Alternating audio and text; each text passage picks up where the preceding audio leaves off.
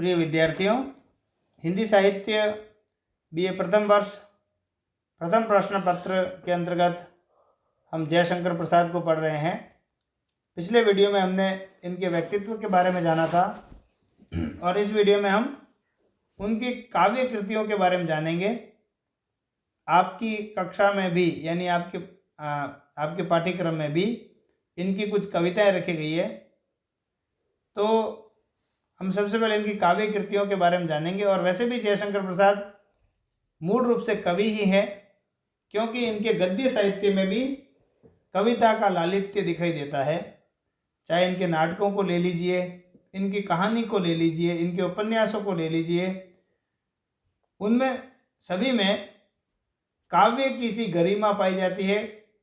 काव्य में जो प्रवाह हम लोग देखते हैं वो इनके गद्य कृतियों में भी पाया जाता है। तो सबसे पहले हम इनके काव्य के बारे में प्रारंभ करेंगे। उन्होंने काव्य रचना ब्रज भाषा में प्रारंभ की थी। सबसे पहले ब्रज भाषा में प्रारंभ की थी और धीरे धीरे खड़ी बोली को अपनाते हुए इस भांति अग्रसर हुए कि खड़ी बोली के मूर्धन्य कवियों में उनकी गणना की जाने लगी और वे युग प्रवर्तक कवि के रूप में प्रतिष्ठित हुए। युग प्रवर्तक कवि के रूप में प्रतिष्ठित हुए और इनकी जो रचनाएं हैं, कानन, कुसुम, महाराणा का महत्व, झरना, आंसू, लहर, कामायनी, प्रेम पथिक, ये रचना उन्होंने हिंदी भाषा को दी और ये सारी जो रचनाएं हैं ये अपने आप में बहुत ही महत्वपूर्ण है। उन्होंने हिंदी काव्य में छायावाद की स्थापना की, जिसके द्वारा खड़ी बोली के काव्य में कमनीय माधुर्य की रस सिद्ध धारा प्रवाहित हुई और वह काव्य की सिद्ध भाषा बन गई। उनकी सर्वप्रथम छायावादी जो रचना है, ऐसा माना जाता है कि उसका नाम था खोलो द्वार, जो कि 1914 में इंदु में प्रकाशित हुई थी। इंदु जो पत्रिका थी, साहित्यिक पत्रिका, उसमें हुई थी। वे छायावाद के प्रतिष्ठापक ही नहीं अपितु छायावादी पद्धति पर सरस संगीतमय गीतों के लिखने वाले श्रेष्ठ कवि भी हैं। उन्होंने हिंदी में करुणालय द्वारा गीति नाट्य का भी आरंभ किया। ऐसा नाटक जिसमें संवाद पद्य में होते हैं। उन्होंने भिन्न तुकांत काव्य लिखने के लिए मौलिक छंद चयन किया और अनेक छंद का संभवतः उन्होंने सबसे पहले प्रयोग भी किया।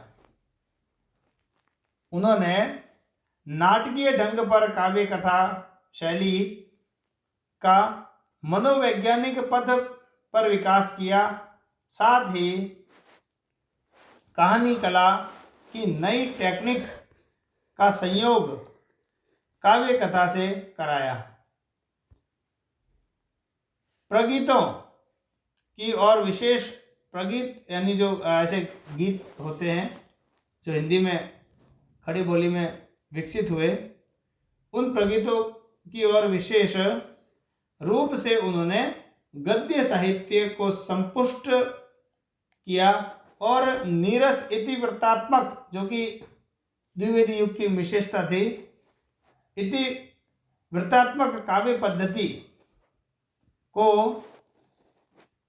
यानी कह सकते हैं कि भाव बुद्धि जिसकी सर्वाधिक आवश्यकता थी, और उनकी जो भाव पद्धति थी के सिंहासन पर स्थापित किया। अर्थात जो इतिवृत्तात्मकता जिसमें नीरसता थी, उसमें भाव पद्धति का विकास उन्होंने किया।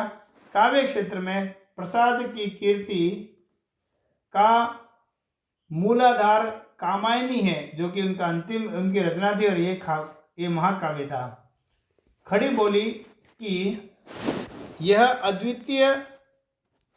ये खड़ी बोली का अद्वितीय महाकाव्य मनु और श्रद्धा को आधार बनाकर रचित मानवता को विजयिनी बनाने का संदेश देता है। इसमें मनु और श्रद्धा पात्र हैं, ईड़ा भी पात्र है, और इसमें अंत में मानवता को विजयी बनाया गया है, आनंद की स्थापना को महत्व दिया गया है।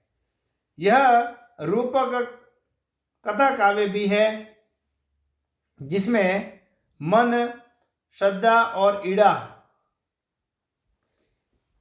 बुद्धि योग से अखंड आनंद की उपलब्धि का रूपक है। मनु, श्रद्धा और ईड़ा के माध्यम से आनंद तक कैसे पहुंचा जाता है, इसकी बात उन्होंने कही है। इसके अलावा इन्होंने इस महाकाव्य के माध्यम से आनंद की स्थापना की, और दर्शन के आधार पर संयोजित इसको किया गया है। इसमें भी दर्शन का यत्र तत्र हमको दिग्दर्शन होता है। उनकी यह कृति छायावाद और खड़ी बोली की काव्य गरिमा का ज्वलंत उदाहरण है। जो इनकी ये कृति है, सुमित्रा नंदन पंत इसे हिंदी में ताजमहल के समान मानते हैं,